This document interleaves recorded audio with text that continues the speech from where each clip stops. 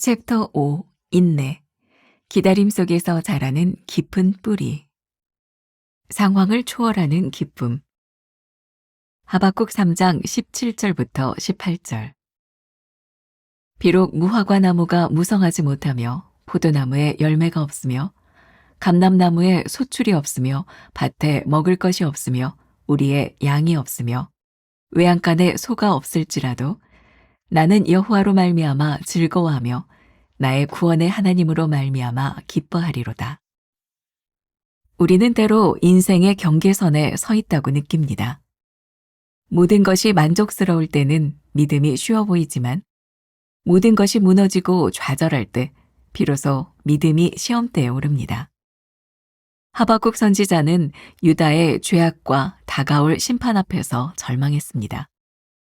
그의 눈에 보이는 세상은 부패와 불의로 가득 차 있었고 하나님의 응답은 보이지 않았습니다. 그러나 그는 모든 것을 잃을지라도 상황을 초월하여 하나님으로 인해 기뻐하겠다고 고백합니다. 이처럼 진정한 믿음은 환경에 좌우되지 않고 오직 하나님께 시선을 고정할 때 드러납니다. 만족의 기준이 무엇입니까? 우리는 종종 눈에 보이는 성취에 따라 만족하곤 합니다. 꿈이 이루어지고 좋은 결과를 얻으며 다른 사람들에게 인정받을 때 비로소 행복하다고 느낍니다. 그러나 하박국은 오직 여호와로 말미암아 즐거워하며 기뻐하겠다고 선포합니다. 이는 나의 필요와 욕망이 채워질 때 오는 기쁨이 아니라 하나님 한 분만을 인정할 때 오는 영원한 기쁨입니다. 이 고백은 우리의 진정한 만족이 세상의 물질이나 성공에 있는 것이 아님을 보여줍니다. 허상의 국경을 경계하십시오. 하박국이 모든 것을 잃을 상황 속에서도 기뻐할 수 있었던 것은 그가 세상의 성공과 안락함이라는 허상의 국경을 깨고 하나님의 진실을 발견했기 때문입니다.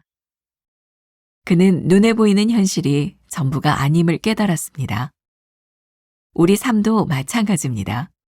모든 것을 잃은 것처럼 보이는 그 자리에서 하나님의 변함없는 사랑과 구원을 발견하고 그분과 동행하며 새로운 인생을 시작할 수 있습니다. 하나님이 보이지 않을 때 나의 시선은 어디를 향합니까? 나의 필요와 욕망이 채워지지 않아도 주로 인해 기뻐할 수 있습니까? 모든 것을 잃어도 하나님의 사랑과 구원으로 다시 시작할 수 있습니까?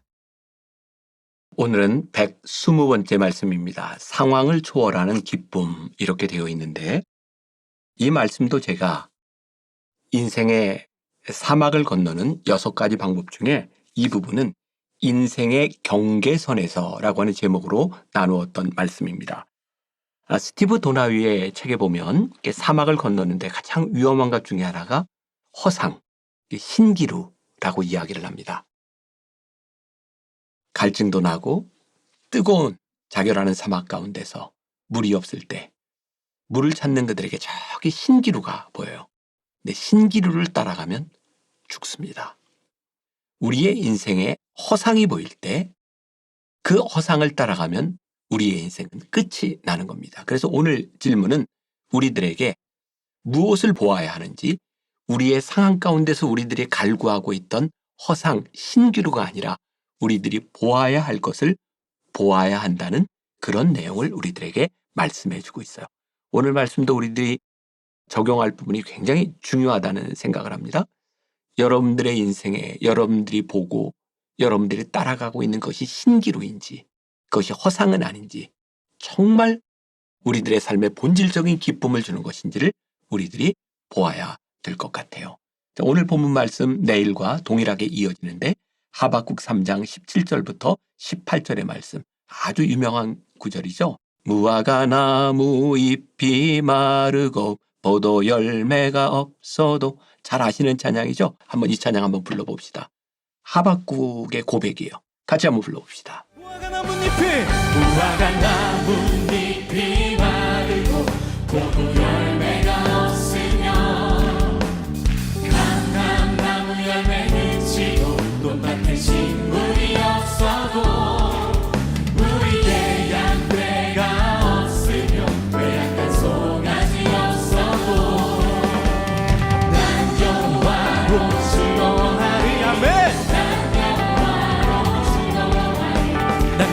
구원의 하나님을 인해 기뻐하리. 다시 한번 부활 감나무 잎이 마르고 포도 열매가 없으며 감람나무 열매 그치고 똑같이 물이 없어도 우리의 양떼가 없으며 외양간 송아지 없어도 난 여호와로 즐거워하리. 아멘.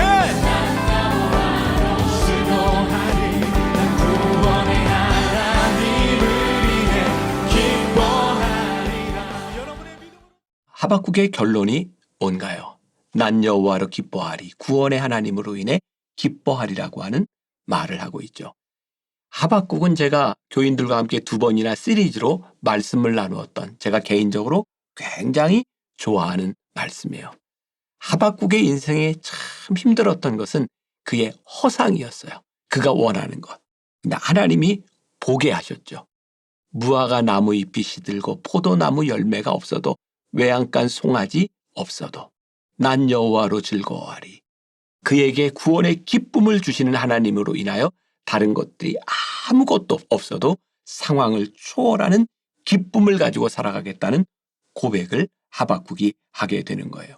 여러분, 첫 번째 문단에 우리는 때로 인생의 경계선에 서 있다고 느낍니다. 여기서 이 경계선이라고 하는 의미가 무엇일까요? 저에게는 우리의 인생에서 보아야 할 것과 보면 안 되는 것의 경계선상에 우리들이 있을 때, 우리들의 삶의 궁극적인 것을 우리들이 바라보면 상황 가운데서, 어떤 상황 가운데서도 우리들이 기뻐할 수 있지만 신기루를 따라가면 우리는 결국 탈진할 수밖에 없는 인생이 될 수밖에 없는 거죠. 자, 그러면 어떻게 이 인생의 경계선에서 우리들이 신기루가 아닌 구원의 하나님을 바라볼 수 있겠는가? 제일 중요한 것은 자기 중심적인 생각, 내 마음의 기준들을 내려놓는 것이 아닐까라는 생각이 들어요. 꽤 오래전에 제가 책을 하나 번역해서 출판했던 적이 있습니다. 우리나라 말로는 성공을 디자인하라, 이런 제목으로 출판을 했었는데요. 그때 제가 번역했던 그 내용 중에 굉장히 인상적인 게 있어서 여러분들에게 읽어드릴게요. 제가 그 책을 번역하고 이 예화가 많이 쓰여졌기 때문에 여러분들이 한 번쯤 들어보지 않았을까? 들어보세요. 배의 선장인 대령은 어두운 밤속을 응시했다. 그리고 멀리서 희미한 불빛을 보았다. 부딪힐 것 같았는지 그는 자기 배의 신호수에게 희미한 불빛을 향하여 당신의 진로를 남쪽으로 10도 돌리시오 라고 메시지를 보내도록 명령했다. 그러자 신속하게 저쪽에서 답신이 왔다. 당신의 진로를 북쪽으로 10도 돌리십시오. 해군 대령은 자신의 메시지가 무시되었다고 생각하고 화를 냈다. 그래서 2번째 메시지를 보냈다. 당신의 진로를 남쪽으로 10도 돌리시오. 나는 이 배의 주인간 대령이란 말이오. 곧 저쪽에서 메시지가 왔다. 당신의 진로를 북쪽으로 10도 돌리십시오. 나는 3등 항해사입니다. 즉시 그 대령은 3번째 메시지를 보냈다. 앞으로 일어날 일이 두렵다고 생각한다면 당신의 진로를 남쪽으로 10도 돌리시오. 이 배는 전함이요. 곧 응답이 왔다. 당신의 진로를 북쪽으로 10도 돌리십시오. 나는 등대지기 3등 항해사란 말입니다. 이와 같이 우리의 인생이 어둡고 희미한 시기에 처하게 되었을 때 우리는 무엇을 해야 할지, 우리의 인생을 어떻게 적응해 가야 할지를 몰라 긴장하곤 한다. 그럴 때 어둠 속에서 세상의 빛 대신 우리 주님께서 갈 길을 인도해 주신다. 이게 잘 이해가 되셨나요? 등대를 보고 비키라고 하면 절대로 안 되는 거죠. 내가 비키지 않으면 이 배는 침몰할 수밖에 없는 거예요. 오늘 우리의 인생의 경계선에서 우리들이 보아야 될 것은 무엇일까요? 과연 내가 비켜야 할 것인지, 저 등대를 향해 비키라고 하는 것인지. 그래서 여러분들 2번째 문단에 만족의 기준은 무엇입니까? 라고 하는 질문을 여러분들에게 내어드렸어요. 여러분들과 나누었던 말씀 가운데 썼던 원고인데 만족의 기준, 제가 조금 읽어드리겠습니다. 만족, 이 물음이 참 중요합니다. 만족의 기준이 무엇인가요? 우리의 필요가 채워지고 우리의 꿈이 이루어지고 다른 사람이 볼 때 그럴듯한 자리가 만족한 자리인가요? 여러분들이 아무리 부인해도 여러분들에게 만족을 가져다주는 이유들이 이 범주에서 떠나지 않는다는 것을 알지요. 내가 하나님의 영광을 드러내고 그 길을 가기 위해 다른 학생들보다 신앙생활을 열심히 하며 공부하고 시험을 봤는데 그 결과가 시원찮습니다. 내가 그렇게 신앙을 지키며 살아왔는데, 누구보다 신실하게 살아왔는데 왜 세상은 나를 제대로 평가하지 않고 인정하지 않는 것입니까? 바로 그 자리가 내가 원하는 자리가 아닐 때 우리는 인생의 경계선에서 이런 질문을 던질 수밖에 없습니다. 그런데 바로 그 자리에서 우리의 믿음을 보아야 할 때입니다. 우리는 하나님의 일을 하면서 세상 사람들의 평가를 받으려고 인정에 굶주려 있기도 하고, 아니 세상의 평가로 우리의 가치를 결정할 때가 많이 있는 거죠. 하박국이 하나님 앞에 끊임없이 질문하고 하나님께 불평했던 이유는 그가 가지고 있는 기준이었어요. 하나님이 하시는 일이 보이게 될 때에 하박국은 그 민족의 어려움 가운데서 그는 고백할 수 있는, 구원의 하나님을 기뻐할 수 있는 그런 사람이 되어지게 되죠. 그래서 세 번째, 결론적으로 이야기하는 것 중에 하나가 허상의 국경을 경계하십시오. 이 허상의 국경은 사막을 지나갈 때 우리가 보는 어떤 신기루와 같은 것이에요. 이 부분도 제가 조금 읽어드리면 좋을 것 같아요. 스티브 도나유는 사막을 건너는 6가지 방법의 마지막에서 우리 인생이 마주치게 되는 허상의 국경이 있다고 말을 합니다. 이 허상의 국경에서 우리는 인생의 중요한 전환점을 발견하게 되거나 내적으로 엄청난 성장과 치유를 경험하게 될 수 있는 기회라고 말하고 있습니다. 허상의 국경선이라는 말에 주목해 보겠습니다. 여러분들이 지금까지 진리라고 믿었던 일들, 그래서 열심히 살아왔던 인생, 누군가를 기쁘게 하기 위해서 열심히 살아왔는데 깨어져 버린 인생의 한가운데서 모든 것이 산산이 부서져 버렸습니다. 그런데 바로 그 순간 여러분들은 허상이 아닌 참된 자신의 모습을 발견하게 됩니다. 나의 정의가 이루어지지 않아 이 세상이 부정의하다고 생각했고, 나의 꿈이 이루어지지 않아 이 세상은 불공평하다고 생각했으며, 나의 능력이 발휘되지 못하는 이 세상은 나를 알아보지 못하는 사람들로 가득 찼다고 생각했던 분노로 내 속에 가득 차 있었다면, 그래서 우리는 허상의 국경에서 내 인생의 여정은 여기에서 끝났다고 생각하고 있을지도 모릅니다. 하지만 그것은 허상입니다. 여러분들의 꿈이 깨어졌기 때문에 하나님의 꿈이 깨어지지 않았습니다. 여러분들이 원하는 자리에 있지 않기 때문에 하나님이 가리키고 있는 믿음의 방향을 벗어난 것이 아닙니다. 단지 내가 인정하지 못할 뿐입니다. 그런데 이 허상의 국경에서 우리를 찾아오는 것은 두려움입니다. 그런데 이 두려움 앞에서도 언급했지만 잘못된 믿음 때문에 찾아오는 두려움입니다. 지금까지 내가 믿었던 것은 하나님이 아니라 나의 신념과 나의 계획이었음을 인정하는 순간 우리의 믿음을 보일 수 있습니다. 때로 이것을 인정하는 것은 많은 아픔이 따릅니다. 어쩌면 지금까지 살아왔던 내 삶의 가치관을 깨는 것이기 때문입니다. 그런데 이 허상의 국경을 벗어나는 순간, 우리들이 이것을 인정하는 순간 우리는 하박국과 같은 기도를 하게 되는 거죠. 무화과 나무 잎이 들고 포도나무에 열매가 없어도, 외양간에 송아지가 없을지라도 나는 여호와로 인하여 즐거워하리. 주와 함께 우리들이 가는 이 길, 사막을 건너가며 동행하며 이 상황을 초월하는 기쁨을 가지고 우리들이 고백하게 될 것이다.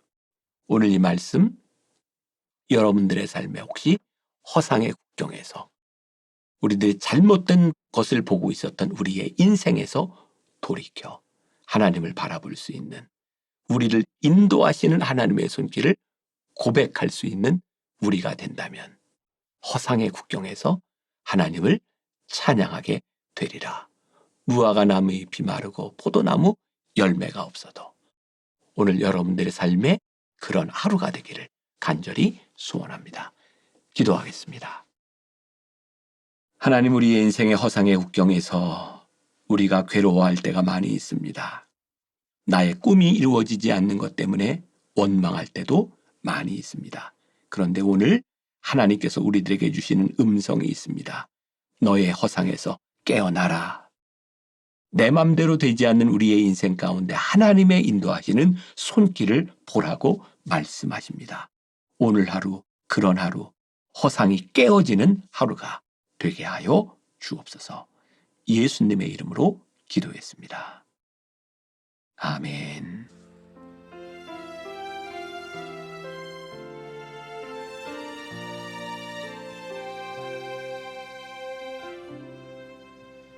내 마른 영혼을 찾으시는 음성, 따스한 숨결로 시선으로 내 이름을 부르시네. 시린 세상 속에 홀로 서 있던 나 비로소 느끼네.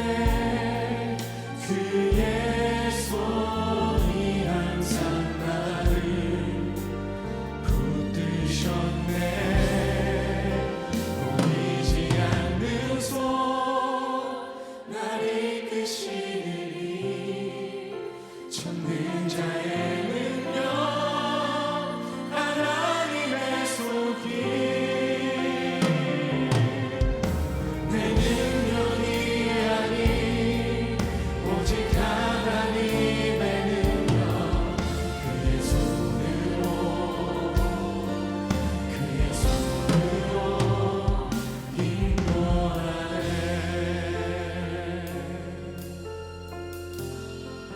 내 마른 영혼을